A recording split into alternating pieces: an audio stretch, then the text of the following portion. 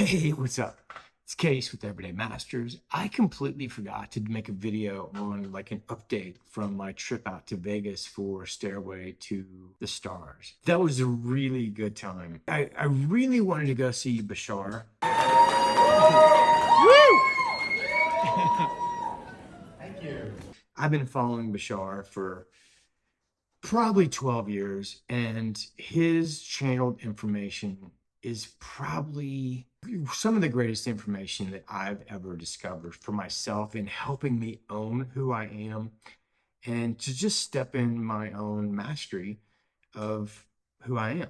And I met Daryl, and he agreed to do an interview with me. Sometimes I get nervous around certain people for no reason, because the instant I'm actually in the presence of someone, then all the nervousness is gone, and I don't know. It just immediately disappears. So anyway, when I met Daryl, I just want to say, hey, dude, thank you so much for doing what you do. The information has been extremely valuable for me to help me own who I am. And then I said the stupidest thing to him. I said, man, you are an amazing creature. And I'm thinking, like, creature, like right when I said it, I was like, oh my God, dude, why would you say creature? Why do you say being? You know what I mean? Like, you're an amazing being. And I go, like, you're an amazing creature, which is probably why he hadn't gotten back with me regarding the interview.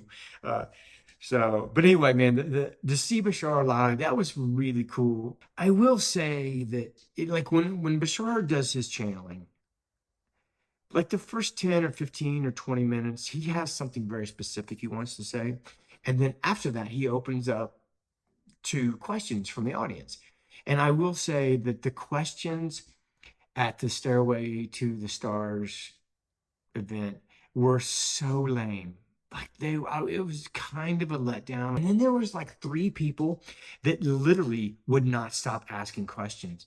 And April, who kind of runs the show, she's like she had to go up and say, hey man, you got to stop asking questions.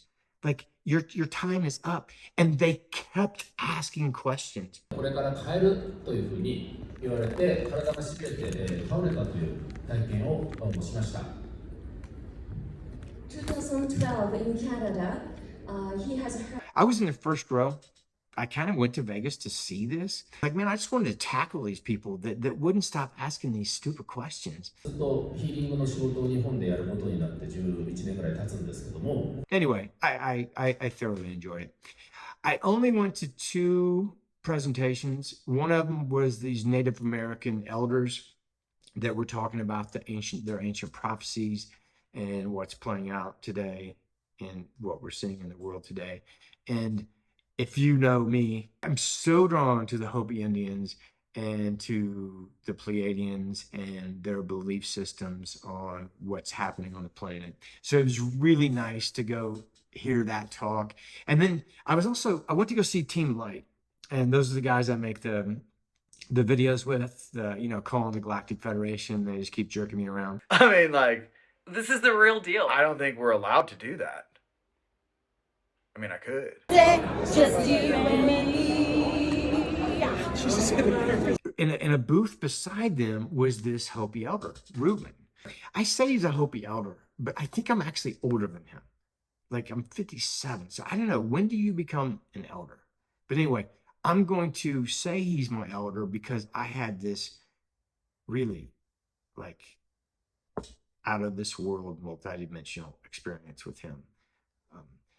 I've always wanted a collection of Hopi Kachina dolls, but I am so practical with buying things. Like, I almost never buy anything that I don't need.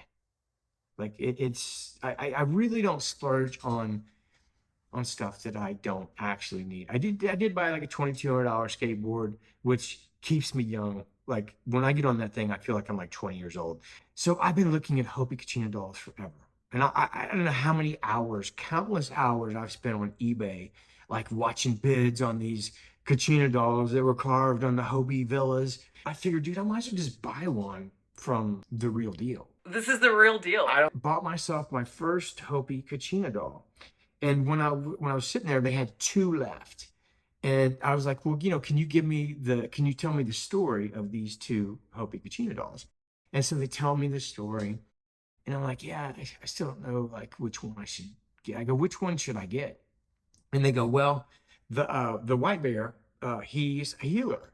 And I'm like, oh, dude, well, I should probably buy the white bear. Then Reuben, the Hopi elder, comes over, and he goes, hey man, I want to do this ceremony for you. I want to do this Hopi prayer for you. So, he's sitting there and he starts chanting, or rather singing, in the Hopi native tongue. And I have this overwhelming feeling, like there is absolutely no doubt that this isn't the first time someone has done this to me. I mean, there was a familiarity when it was happening. And as he's doing this prayer, I like start becoming emotional because I'm getting this incredible sense of like he's like this fatherly figure to me. And I remember that when I was young, I did something that was absolutely not cool on the Hopi reservation. And so I felt this overwhelming sense that I need to confess what I did to Reuben, this Hopi elder. So he gets done with the prayer, and I say, hey, man, I just need to confess something to you. And he was really surprised because he's like, what are you talking about? So I told him that when I was young, he's probably about 27. I don't know what year it was. I'm thinking like it was like 1994 or something like that. A bunch of my friends, well, three of my friends and my future partner, we decided to go to Sedona, Arizona to hike the vortexes. One day we're hiking the Cathedral Vortex, and I think I've mentioned this story. In one instant, I fell in love with my partner, my wife of 27 years. And that night, we decide to go. I force the situation. I go, hey, man, let's go to the Hopi reservation. Dude, it's dark out. I don't even know why I said, hey, man, let's go to the Hopi reservation. Because there's nothing there. It's dark. There's not even street lights. But I forced them, like, okay, man, let's go to the Hopi reservation.